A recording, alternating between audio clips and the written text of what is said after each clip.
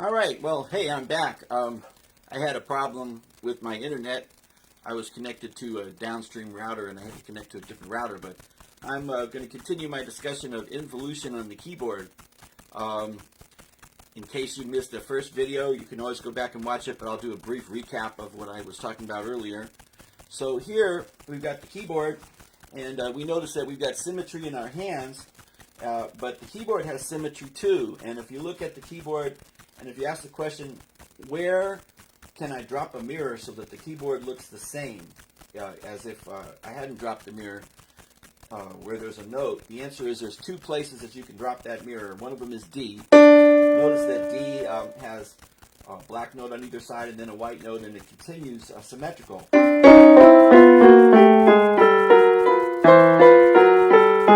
So D is one place. The other place is A flat. So you've got three black notes together and it's symmetrical on each side. Now notice that our hands have the same kind of physical symmetry. One hand is the mirror of another. So if you line the physical symmetry of your hands up with the physical symmetry of the keyboard, then you could play the same fingering in a mirror image. So I came up with this exercise about 20 years ago that I really like.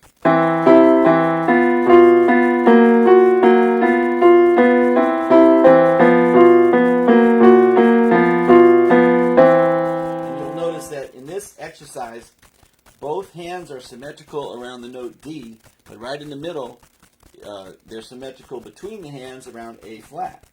And so that's one of the exercises I really like. And another thing I was talking about is that you can do this exercise. I used to play this kind of like Bartok. I used to play this in octaves like this. And you'll get the idea how the symmetry works. It's not exactly the same physical symmetry, but listen to the sound of this.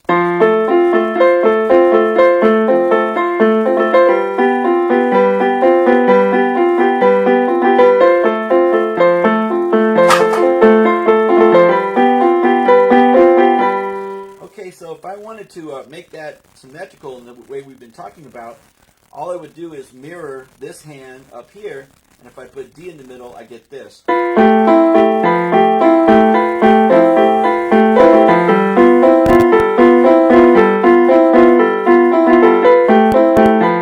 that sounds a little dense, so maybe I might like to try moving the hands apart a little bit while still staying symmetrical around D. So I'm going to move this way one and listen to what we get here.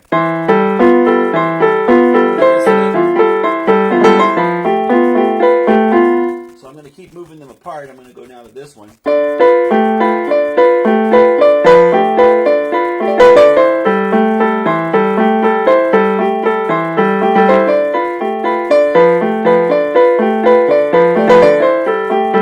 And I could keep this exercise going. I could move them still further apart.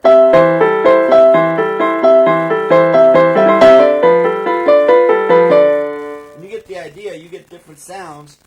Not all of them sound, consonant, but a lot of things do sound consonant. Our ears and our brains tend to like this symmetry. And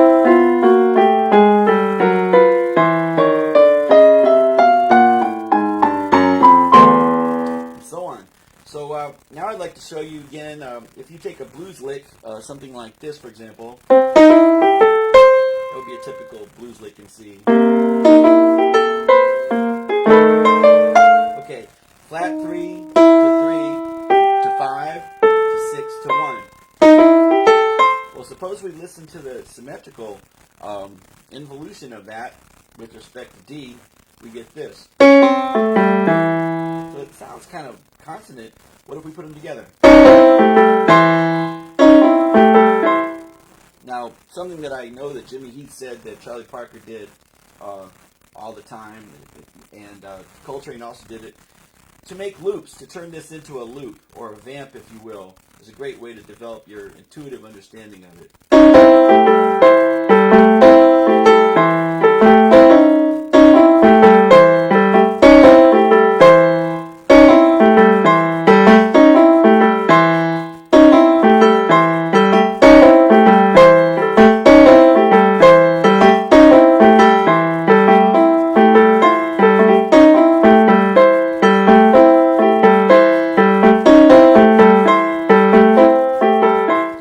kind of they just sort of feel good on the hands. They help you relax, and they help you hear things in a way that makes sense. Now, whatever lick you're working on, it could be something as simple like, what if we just do a whole tone scale? We can start the whole tone scale here, and it's going to be perfectly symmetrical. Therefore, it's the involution with D as a point of symmetry.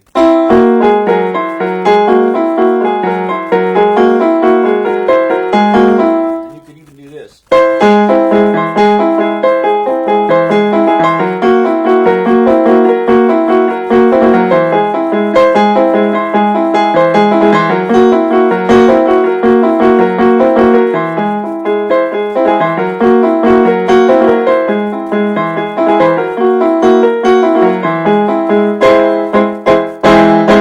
So, some of these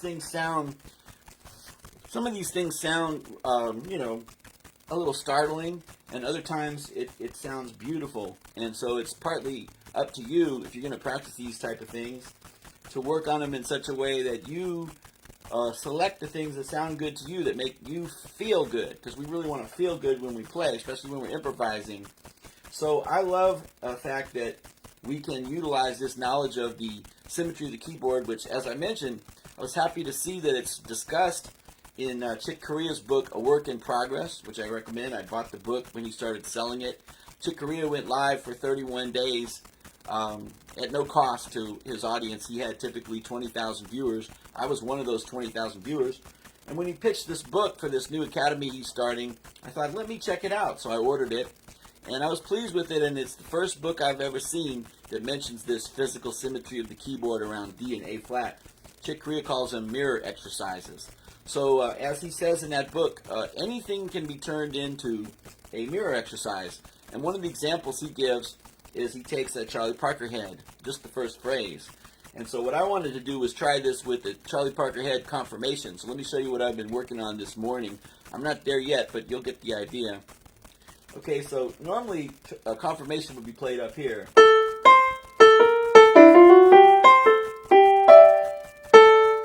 Oops. Something like that. But instead, I'm going to start here.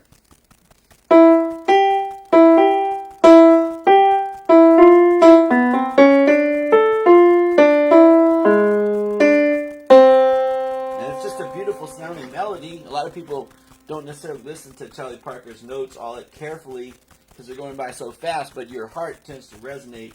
Listen to it one more time. It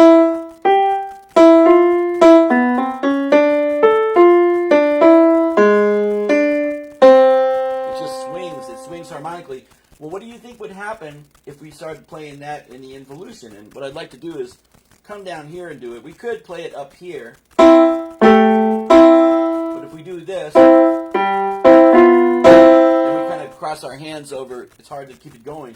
But if you start down here, the hands are far enough apart, and notice that the point of symmetry is A flat. So let's hear what it sounds like.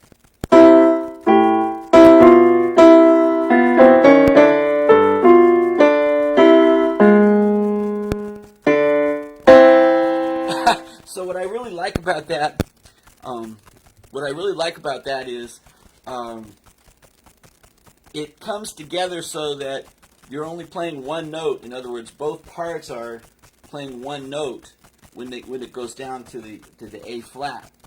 But otherwise, it harmonizes, and I think that's the amazing thing. If you take a genius like Charlie Parker, a lot of the stuff he wrote kind of shows an intuitive understanding of symmetry already. And so when you take one of these parts that he wrote and put it through the process of finding the involution, well, it can be very, very enlightening.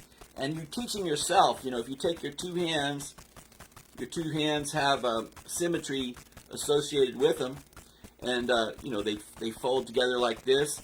You could fold the piano in the same way around D or A flat, and all the notes would line up. So in doing this, I'm trying to take advantage of that to generate the melody in such a way that I'm going to be playing the same fingering in a mirror with both hands. So if we start here, oops, got to start correctly.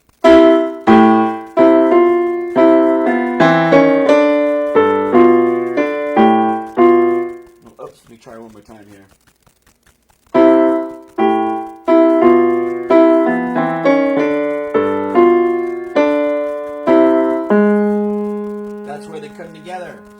same note there. You know, if you had two copies of the note, you could play with both hands, and then. So it just sounds, to me, it sounds great, and I want to continue doing the rest of the head. I think that's right. Well, I've got a ways to go with this, but I think you get the idea.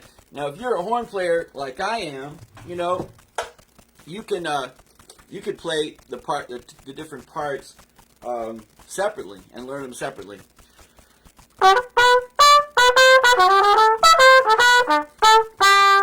And if I was to learn the other one,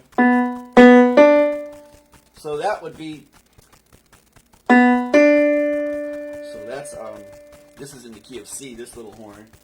Actually, to make this easier for me, I'm going to switch to a B flat horn, which might help you too if you're a trumpet player. So here's the first phrase.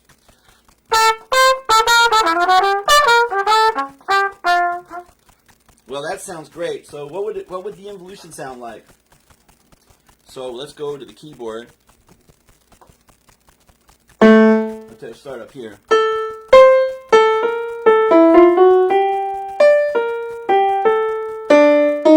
Oops. So, well, if I wanted to make that symmetrical around D, then I'm going to put this D here in the middle. And so therefore I'm going to start here. I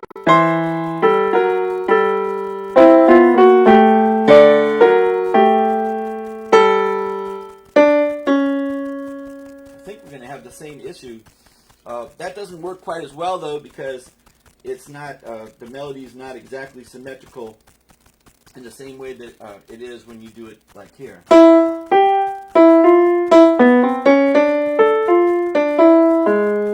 So I'm going to try to learn the other hand, which goes like this. See.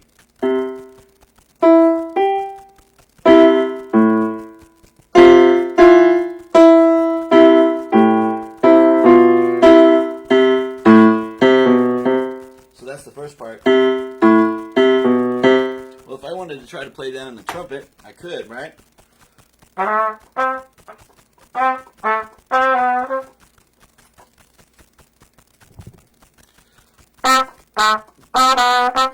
And you could actually learn that entire melody in its mirror image and its involution on the trumpet. And what you would be doing is you would be utilizing your knowledge of the piano, the symmetry of the piano, to come up with a line on the trumpet that isn't necessarily symmetrical physically in the same way that we got the physical symmetry in the piano. But it has the same mathematical relationship around the notes D or A flat. And of course you can transpose these things in all keys. There's really no limit to what you can do with it. But I just wanted to sort of give you a brief look at involution, which is the mirror image. My friend Malik Al-Kabir likes to say that if you're going for a walk in the mountains and the trees are really, really thick, and then you come to the clearing and you step out and you see this beautiful pond with absolutely clear water, then as you look in the pond, you're going to see the reflection of the trees going down in the pond. And that's his illustration of what the involution is. Because if the trees go up, then the involution goes down. So I could show you, exercises on the trumpet that I like to do to sort of illustrate this. I mean, a typical one is this one.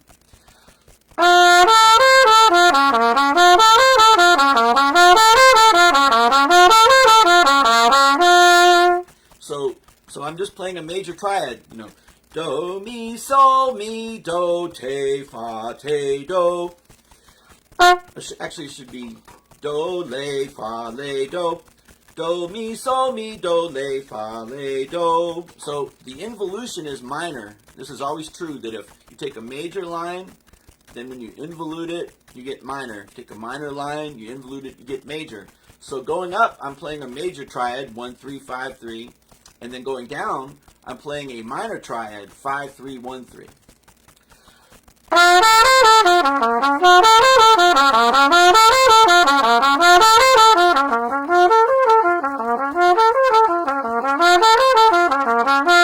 if you vamp on these, they become second nature.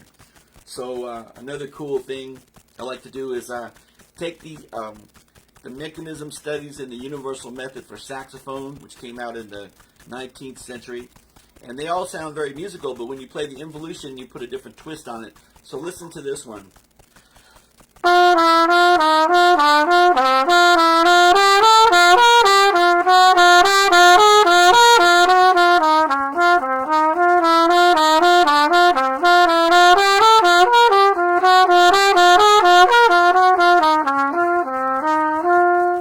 So the part that's in the universal method for saxophone is this first part of it, the major sounding part, which sounds like a perfect authentic cadence at the end.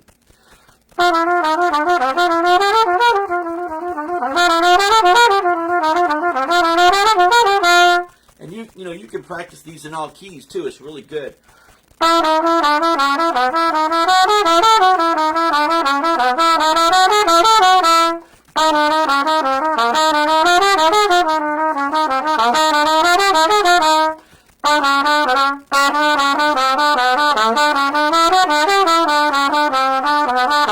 But when you add the involution, then you really get into something interesting.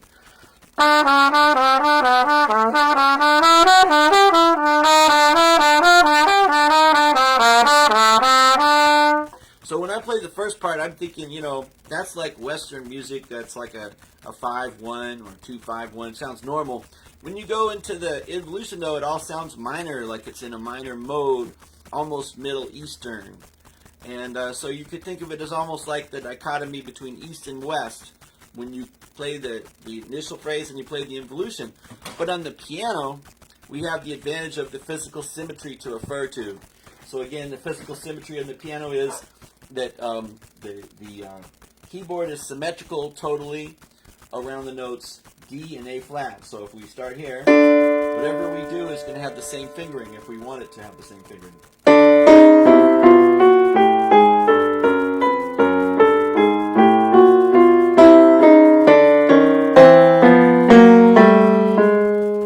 So that is the symmetry around D here, but the two hands are symmetrical around A flat. Now, whatever line you play, like at this one for example, this is symmetrical around the A flat, right? But what do you think is going to happen if we take this hand up an octave?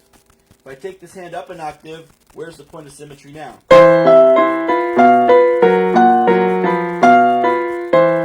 If you answer D, you're right. So when you move one hand an octave, if you're playing with the two hands symmetrical around D or symmetrical around A flat, and you move one of the hands an octave, what you're going to get is the point of symmetry is going to change from D to